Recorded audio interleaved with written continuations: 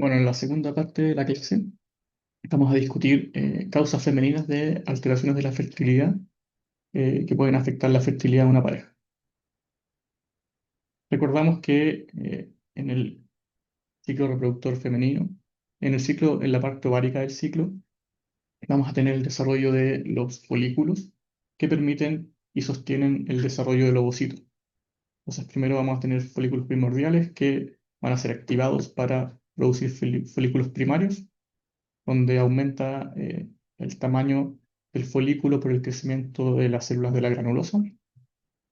Estos folículos primarios van a eventualmente transformarse en folículos preantrales y antrales en los que se va a secretar una cavidad de líquido que se denomina el antro, que es un líquido rico en nutrientes que va a permitir la nutrición y el sostenimiento del ovocito.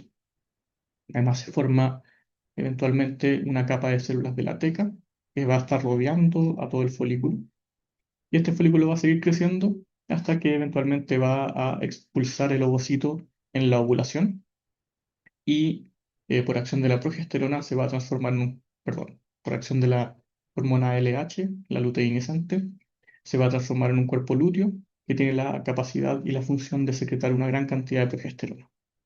Este cuerpo lúteo, en el caso de que no exista un embarazo, va a degenerar rápidamente y hacia el fin del ciclo va a dejar de ser funcional y se va a transformar en un cuerpo albicans que está degenerado. Entonces, desde el punto de vista del folículo, tenemos folículos primarios donde tenemos un ovocito que aún tiene núcleo y que está cubierto por una capa de células de la granulosa y aún no tiene células de la teca. Después el folículo secundario eventualmente va a tener múltiples capas de granulosa y una capa de teca que envuelve al folículo y que produce una gran cantidad de hormonas. En el ciclo, que vamos a decir que dura 28 días, en la práctica casi nunca dura 28 días, pero esto es lo que se espera idealmente.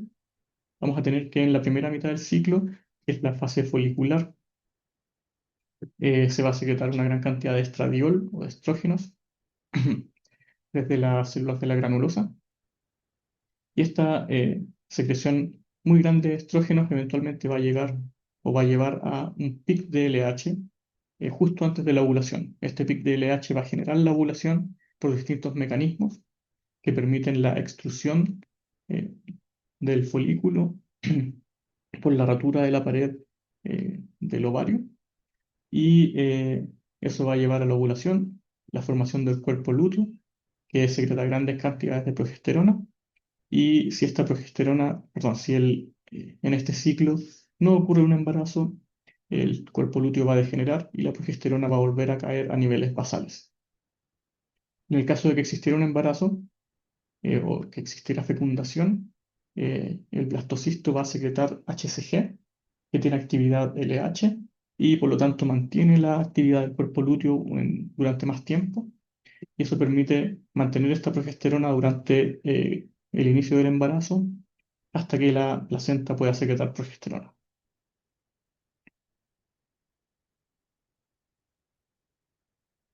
Entonces, en el tracto reproductor femenino tenemos una gran cantidad de estructuras que permiten tanto la formación del folículo y el crecimiento del ovocito.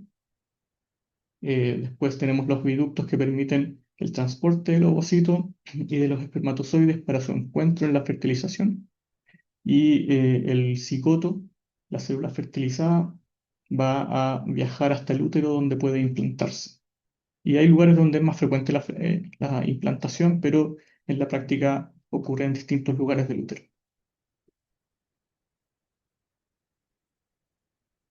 Y esta es la razón de por qué los espermatozoides tienen que poder, por ejemplo, nadar, tienen que ser mótiles, porque deben viajar desde el cuello, el cérvix uterino o el fondo de la vagina hacia los oviductos para poder encontrarse con el ovocito.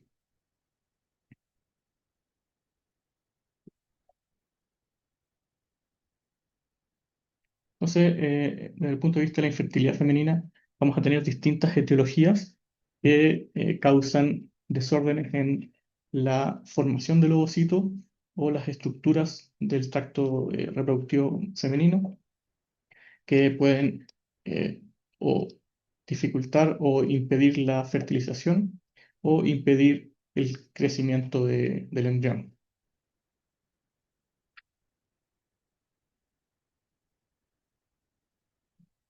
Aquí están las etiologías separadas por distintos tipos.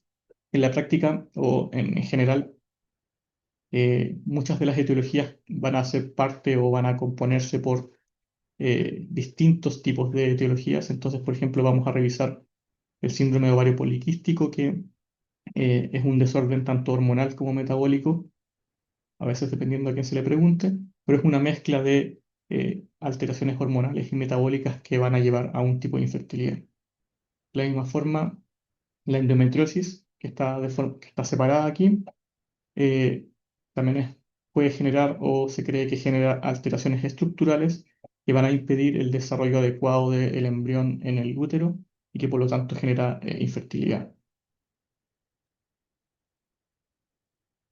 En esta clase vamos a revisar en detalle algunos desórdenes hormonales y metabólicos y endometriosis. Son enfermedades o patologías que tienen algunos mecanismos fisiopatológicos que nos parecen interesantes y relevantes. Entonces, desde el punto de vista hormonal, hay distintos tipos de desórdenes hormonales que se asocian a infertilidad. Uno muy común es la hiperandrogenemia, que es el aumento de hormonas androgénicas en la mujer. Y estas hormonas androgénicas pueden venir de las adrenales, como es el DHEAS, que cuando está por sobre 250 microgramos por decilitro se considera hiperandrogenemia. O también pueden ser gonadales, y en la mujer eh, las gónadas, los ovarios, pueden secretar tanto testosterona como androstenediona. Estos dos son hormonas androgénicas que en niveles elevados van a inhibir la función estrogénica y por lo tanto pueden alterar la función ovárica. Entonces, estos son los niveles, no importa o no es necesario que se los aprendan de memoria, solamente para que los tengan de referencia. Y importantemente mencionar que, como en muchos de los casos de las hormonas esteroidales, la testosterona total es mucho, mucho más alta que la testosterona que está libre. Casi toda la testosterona va a estar unida a una proteína que se llama SHBG, que es la globulina de unión a hormonas esteroidales y que la mantiene inactiva en el plasma, y solamente la hormona que está libre, que no está unida a esta proteína, puede tener actividad directa. Entonces, y eso es importante porque si uno aumenta la secreción o la producción de esta proteína, va a reducir los niveles de testosterona libre y por lo tanto puede aumentar la testosterona total. Pero si yo tengo suficiente hormona perdón, o suficiente globulina de unión a hormona, no es tan terrible porque la testosterona libre, que es la funcional, va a estar igual baja. Por lo tanto, cuando uno evalúa la función hormonal de una mujer, tiene que medir tanto testosterona total como en los niveles de esta proteína, de la globulina de unión a hormonas, para estimar la testosterona libre, que es finalmente la que genera la hiperandrogenemia real. Ya. Como causa más frecuente de la hiperandrogenemia, tanto en Chile y el mundo, es el síndrome de ovario poliquístico. Este síndrome fue descrito hace mucho tiempo, y fue inicialmente descrito como la presencia de una gran cantidad de quistes llenos de líquido en el ovario de las mujeres. O sea, este es un ovario normal, eh, mirado por ultrasonido, y donde se observan algunos folículos de distintos tamaños, de tamaño pequeño, y un folículo de gran tamaño que es el folículo dominante, que va a ser finalmente eh, el que va a ser ovulado. Entonces, la existencia solamente de un folículo dominante es lo que se espera por cada ciclo. Pero en el ovario poliquístico se ven distintos eh, folículos o em, eh, sombras en la imagen que parecen ser folículos pequeños y que están en la corteza del ovario. y que tienen un gran número, un gran tamaño, y tienen esta apariencia de collar de perlas. Y en general el ovario está aumentado de tamaño en comparación a un ovario normal. Ahora, hoy en día el síndrome de ovario poliquístico se observa o eh, se, se ve de una forma distinta. Ya no es necesario esta morfología de ovario poliquístico, sino que el diagnóstico se hace utilizando tres criterios, de los cuales solamente dos son necesarios para el diagnóstico de ovario poliquístico. Entonces, estos tres criterios son alteraciones de la ovulación, oligoovulación, signos de hiperandrogenismo, pueden ser tanto clínicos como bioquímicos, vamos a ver cómo son. Y como tercer criterio, ovario poliquístico en ecografía, o sea, la forma, el signo morfológico. Entonces, vamos a tener distintos subfenotipos, que van a ser distintos tipos de ovario poliquístico, dependiendo de cuáles son los criterios que están presentes. Entonces, si tiene solamente oligoovulación e hiperandrogenismo, va a ser su fenotipo B, un fenotipo con alteraciones metabólicas. Si tiene los tres criterios, es su fenotipo A, y así, etcétera. Entonces, eh, en algunos casos y en varios casos de ovario poliquístico, se va a tener la enfermedad sin tener este ovario que tiene muchos quistes desde el punto de vista morfológico en la ecografía. Entonces, esta es una visión que, bueno, es más o menos antigua, pero que modificó el diagnóstico y la definición de la enfermedad. Entonces, tenemos una enfermedad que puede ser puramente metabólica y hormonal, independiente de la morfología del óvulo. Entonces, la hiperandrogenemia se puede medir desde el punto de vista bioquímico con las hormonas que ya mencioné inicialmente, pero también puede ser determinado desde el punto de vista clínico utilizando distintas escalas. Esta es una sola escala para determinar hirsutismo, que es eh, la presencia de vello en altos niveles. Esta se llama la escala de Ferriman, donde en distintos lugares del cuerpo que responden a hormonas androgénicas se determina la cantidad de vello facial y se le asigna puntaje. Entonces, hirsutismo se va a definir como un puntaje mayor a 8 en mujeres y eso va a ser indicador de hiperandrogenismo clínico.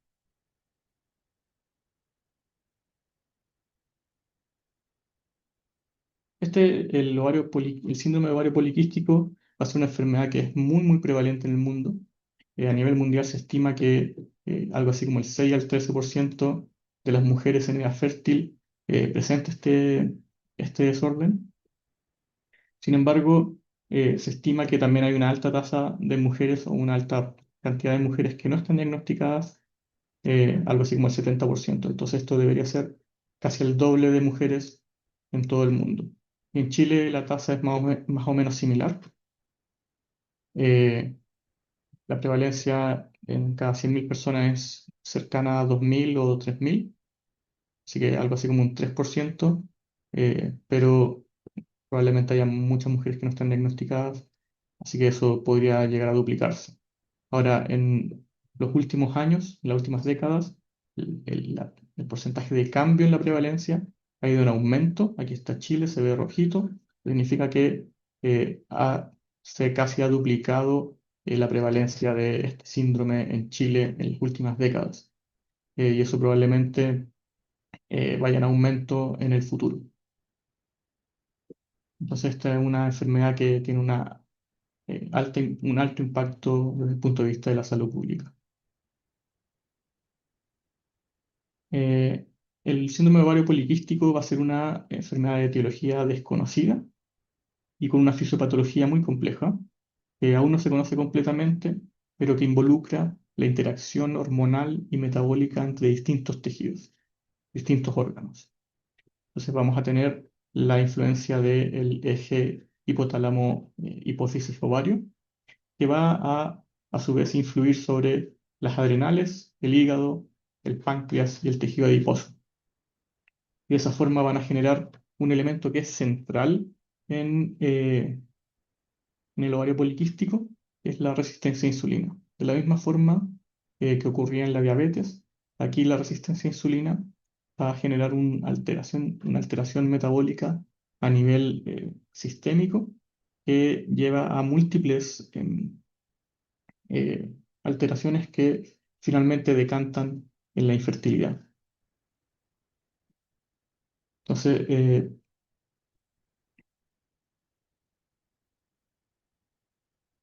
lo inicial va a ser un exceso de andrógenos que puede estar dado por una alteración en las hormonas hipotalámica y hipofisiaria que alteran la razón de LH y FSH y eso genera una sobreproducción de testosterona en el ovario. Y esta hiperandrogenemia va a generar como respuesta eventualmente una resistencia a insulina. Los andrógenos generan resistencia a insulina a nivel sistémico por mecanismos que no se conocen mucho, y eso va a generar una hiperinsulinemia en respuesta a esta resistencia a insulina, em, que los, tiene todos los efectos que ya revisamos en la clase de diabetes, pero además en el hígado van a generar una menor producción de SHBG, que es la globulina de unión a hormonas, y un aumento de IGF-1 que tiene un efecto de aumentar la producción de andrógenos. Entonces, la disminución de SHBG, eh, como mencioné antes, aumenta la testosterona libre y eso, por lo tanto, produce hiperandrogenemia eh, eh, que está asociada a este síndrome y, por lo tanto, se genera em, una interacción multidireccional que va a generar un círculo vicioso que produce hiperandrogenemia exagerada junto con resistencia a insulina exagerada que incluso puede llevar en algunos casos a la generación de diabetes. Porque todas estas alteraciones van a generar los efectos reproductivos y por otro lado los efectos metabólicos que se asocian a esta enfermedad que son, bueno, como ya dije, resistencia a insulina y por lo tanto intolerancia a la glucosa y todas las otras cosas asociadas.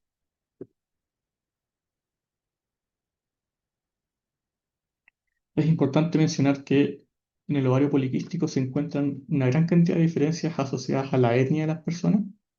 Eh, Aquí se muestran distintos tipos de fenotipos asociados a las personas asiáticas, los hispánicos, las personas del Oriente Medio, africanos, y esto es en comparación a los europeos blancos, que siempre se han usado como referencia en los estudios, y esto se ha descrito en las últimas décadas, que este síndrome particularmente es muy, muy distinto dependiendo de la etnia de las personas.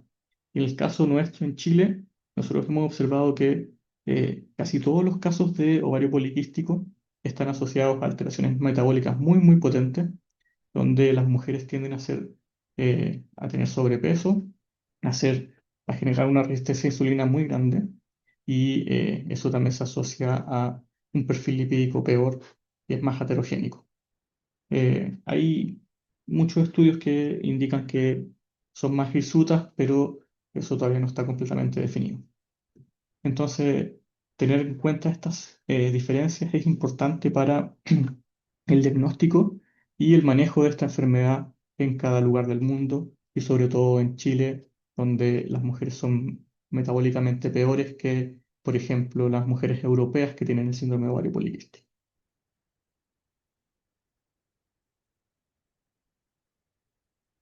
Otra alteración hormonal que produce infertilidad es la hiperprolactinemia. La hiperprolactinemia va a ser el aumento en plasma de la hormona prolactina. La hormona prolactina es una hormona que se secreta de la hipófisis anterior y que tiene la función principal de eh, estimular el crecimiento de la glándula mamaria y también promover la secreción de leche. Eh, la prolactina, por lo tanto, tiende a secretarse al final del embarazo o durante el embarazo sobre todo en respuesta a estrógeno, y eso induce el crecimiento de las glándulas mamarias para prepararse a el periodo de la lactancia. Y cuando estamos en el periodo de lactancia, el estímulo del pezón, cuando el bebé toma leche, induce también una respuesta en el cerebro que estimula la secreción de prolactina. Entonces, la regulación de la secreción de prolactina está mediada por distintos parámetros. Entonces, aquí sale en número 2 la estimulación del pezón al, eh, dada por el bebé durante la lactancia, promueve la liberación de prolactina y eso promueve o mantiene la producción de leche durante la lactancia. Y cuando se detiene la lactancia, esa estimulación también se pierde y por lo tanto se reduce la secreción de prolactina y se reduce también la producción de leche. Por otro lado, eh, en el hipotálamo normalmente se libera, eh, hay neuronas que liberan dopamina hacia la glándula hipófisis, hacia la hipófisis anterior, y esta dopamina que es liberada inhibe la secreción de prolactina. Entonces la dopamina va a ser el inhibidor más importante y más conocido de la secreción de prolactina. Entonces, en este esquema se muestra lo que ocurre normalmente. La hipófisis, si no tiene ninguna estimulación, si no tiene ninguna inhibición, va a liberar prolactina y si tiene estimulación, aumenta su liberación. Y la prolactina genera un feedback negativo al aumentar la liberación de dopamina desde el hipotálamo hacia la hipófisis para inhibir la producción o la liberación de prolactina. Ahora también hay varios estímulos que son adicionales que regulan la liberación de prolactina desde la hipófisis. Eh, un, eh, un efecto secundario importante de muchos antipsicóticos, que son en general antagonistas de dopamina, va a ser inhibir la actividad de dopamina, porque lo que hacen es inhibir el receptor de dopamina. Por lo tanto, estos antipsicóticos van a estimular la liberación de prolactina. Y Eh, la risperidona es un antipsicótico bastante usado, que tiene una actividad de hiperprolactinemia muy grande y se conoce que aumenta los niveles de prolactina algo así como 100 veces sobre lo normal, sobre el basal. De la misma forma, los inhibidores de la recaptación de serotonina eh, van a estimular la función de serotonina y en la hipófisis la serotonina va a estimular la liberación de prolactina. Además, la TRH, la hormona liberadora de tirotropina, que normalmente funciona en el eje hipotálamo-hipófisis tiroide. Esta TRH del hipotálamo también va, además, a tener esta otra función de estimular la liberación de prolactina. ¿Ya? Y entonces también los contraceptivos orales que tienen estrógeno también pueden aumentar la liberación de prolactina. Y también otros factores fisiológicos como la estimulación del pezón, el ejercicio, el consumo elevado de alimentos y el sexo, el acto sexual puede inducir también la liberación de prolactina. Entonces, desde el punto de vista farmacológico, pueden observar que dos tipos importantes de fármacos que se utilizan en enfermedades psiquiátricas, los inhibidores de la recaptación de serotonina y distintos tipos de antipsicóticos, sobre todo los antipsicóticos clásicos, van a aumentar la liberación de prolactina y pueden llevar a la producción de hiperprolactinemia. Y la hiperprolactinemia se define como eh, en niveles elevados sobre el basal de prolactina. Normalmente los niveles basales son algo así eh, como 2 nanogramos por ml en mujeres y sobre esos niveles ya se denomina prolactinemia. Si está bajo 50 nanogramos por ml, vamos a tener una prolactinemia leve, donde puede existir una disminución del líbido y puede existir infertilidad. pero ya cuando tenemos moderado o muy severo, muy elevado, vamos a tener alteraciones de la menstruación y ya infertilidad, infertilidad real. Y la infertilidad se va a producir porque se detiene la, la, la liberación del ovocito desde del óvulo en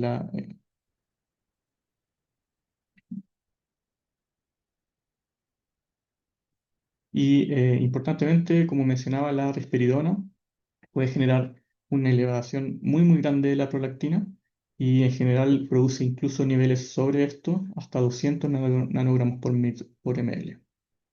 Entonces, la risperidona, el uso continuo, puede llevar en algunas personas a eh, infertilidad por liberación exacerbada de prolactina.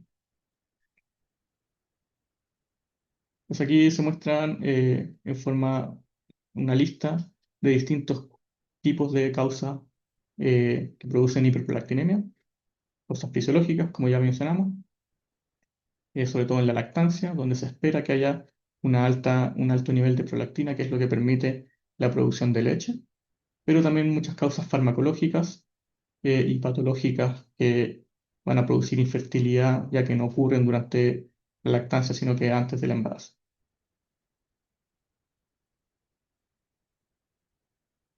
Y lo que ocurre en la hiperprolactinemia es que la prolactina tiene la capacidad de activar algunas neuronas en el hipotálamo que por distintos mecanismos van a inhibir la producción de GnRH en el hipotálamo y por lo tanto se va a apagar el eje hipotálamo-hipófisis-ovario y se va a reducir e incluso detener la liberación de LH y FSH.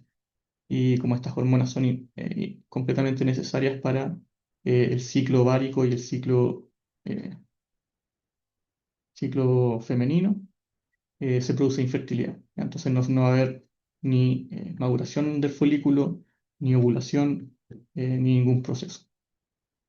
Entonces lo que ocurre es que la prolactina activa receptores de prolactina en las neuronas que producen quispeptina y estas neuronas que producen quispeptina son las que normalmente producen este péptido que estimula la liberación de GnRH. Entonces, si yo elimino la producción de quispeptina, no voy a liberar GnRH y por lo tanto no voy a liberar LH ni FSH.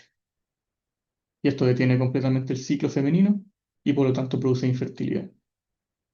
Esta es la función clásica, o sea, esta es la función fisiológica de la prolactina durante la lactancia y eso evita que existan embarazos continuados en el humano. Pero por supuesto que cuando hay una hiperprolactinemia que es patológica, va a producir infertilidad.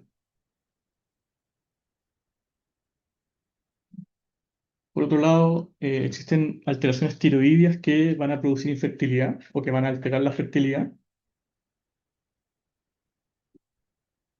Y en el caso de las hormonas tiroideas, tanto el hipotiroidismo como el hipertiroidismo se asocian a infertilidad por distintos mecanismos. En el hipertiroidismo podemos entenderlo porque las hormonas tiroideas van a generar alteraciones en la función directa de los ovarios y el endometrio, pero además recuerden que eh, bueno, eso ocurre por distintas alteraciones hormonales y distintas alteraciones funcionales tanto en el ovario como en el útero. En el hipotiroidismo, una de las cosas que ocurre es que aumenta la TRH y como dijimos, la TRH estimulaba la liberación de prolactina, por lo tanto, esta liberación de TRH aumentada, producida por una pérdida de las hormonas tiroideas, va a estimular en la hipófisis la liberación de prolactina. Y como acabamos de discutir, la hiperprolactinemia va a inhibir la función o el ciclo ovárico y por lo tanto va a producir infertilidad al inhibir la función ovárica. Y por otro lado, la pérdida de las funciones o de las hormonas tiroideas por sí mismas también altera la funcionalidad tanto del ovario como del útero y por sí mismo también puede producir infertilidad. Entonces, en el hipotiroidismo vamos a tener dos ejes, uno producido por las hormonas tiroideas y otro producido por la prolactina. En el hipertiroidismo vamos a tener solamente un eje producido por alteraciones funcionales determinados por el aumento de las hormonas tiroideas. Entonces, cualquier alteración de las hormonas tiroideas, que fue lo que revisamos en la clase anterior, puede producir infertilidad por mecanismos de este tipo.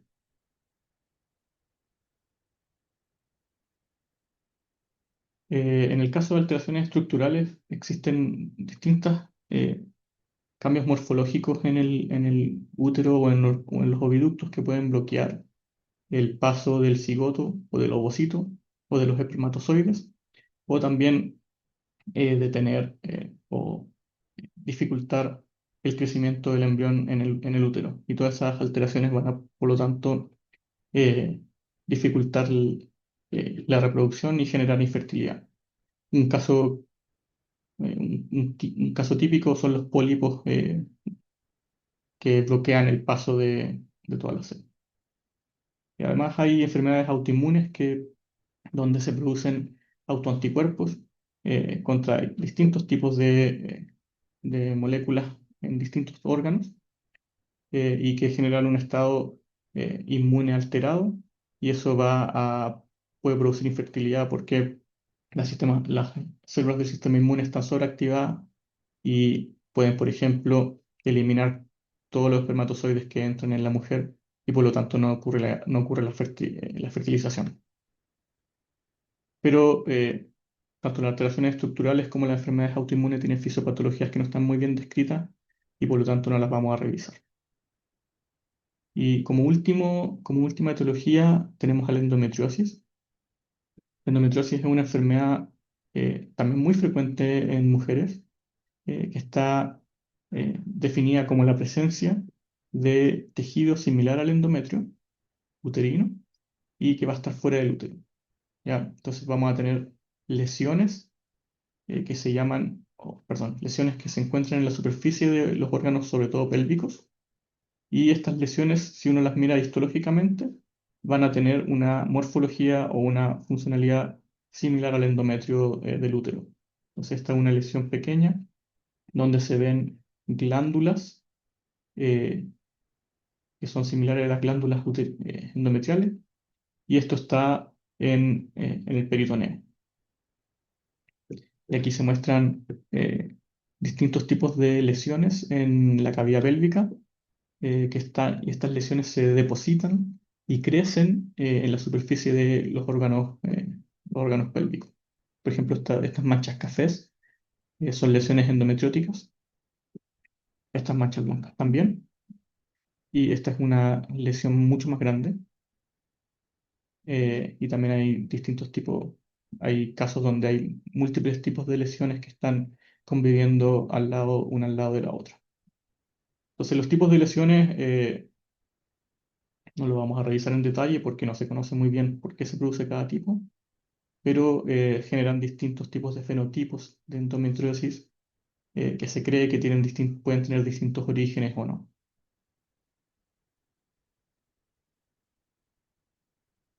Entonces, desde el punto de vista de la epidemiología, eh, en la población general se estima una prevalencia que va desde algo así como 200 o el 0,2% hasta el 1% eh, de prevalencia en la población general. En algunos casos o en algunos estudios se ha estimado que algo así como el 5 al 10% de las mujeres en edad fértil pueden tener endometriosis. Y lo que se ha observado es que en mujeres jóvenes con dismenorrea, o sea, con dolor eh, durante la menstruación, dolor intenso durante la menstruación, o dolor pélvico crónico, se puede observar endometriosis entre el 25 y el 100% de los casos. Entonces, casi todas las mujeres que presentan dismenorrea o dolor pélvico crónico pueden tener endometriosis. Y estas prevalencias en general están subrepresentadas porque no todas las mujeres tienen diagnóstico de endometriosis, el diagnóstico es relativamente complejo y hay muchas personas que no van o que no acuden al médico porque muchas veces se siente o se cree que el dolor durante la menstruación, dolor intenso, es común, es normal, pero en la práctica no lo es así y es muy probable que las personas que presentan eh, dolor durante la menstruación puedan tener endometriosis. Entonces, lo que ocurre en la endometriosis, o lo que más se acepta que lo que de las hipótesis que manejan en la generación de endometriosis, lo que más se acepta es que estas lesiones se forman por flujo retrógrado del fluido menstrual. Entonces, el flujo retrógrado va a ser el flujo desde el útero hacia los oviductos y desde los oviductos hacia la cavidad pélvica. Y este flujo o este contenido eh, de fluido menstrual contiene células que son del endometrio y que en algunos casos van a ser capaces de adherirse a la superficie de los órganos pélvicos y puede que algunas células sean capaces de sobrevivir al sistema inmune y inducen la generación de angiogénesis. Por lo tanto, eso permite que sobrevivan y que crezcan y generan estas lesiones que van a seguir creciendo y generan un estado inflamatorio, eh, un estado proinflamatorio que de alguna forma no se sabe muy bien, pero de alguna forma genera dolor. ¿Ya? Entonces, estas lesiones inducen la presencia de dolor en en las mujeres. Entonces, aquí, si las células endometriales que vienen desde el fluido menstrual son capaces de sobrevivir al sistema inmune, se pueden anclar, esto es lo que se observa aquí, se muestra aquí, y se anclan a los órganos pélvicos en distintos lugares y son capaces de crecer.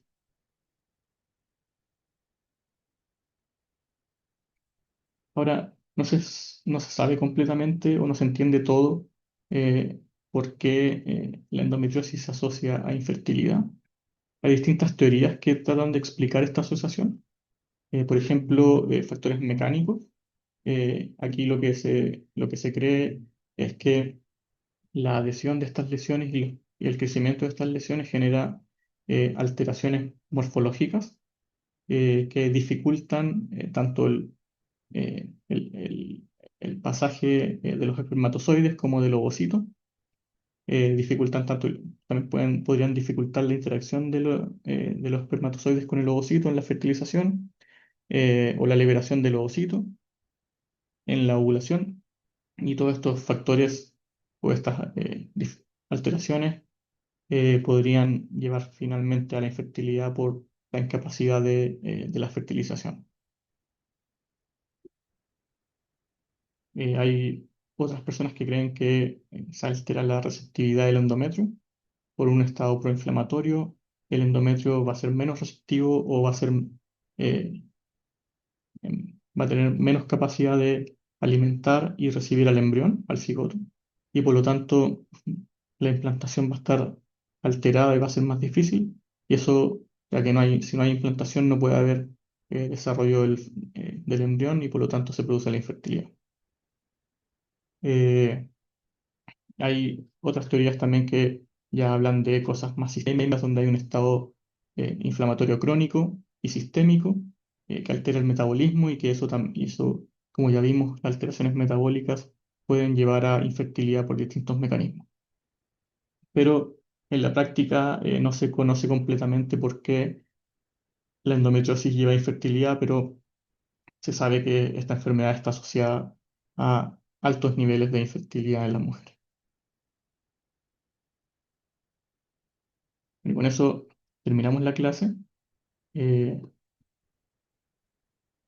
Espero que les vaya muy bien en el examen y éxito en el final del año.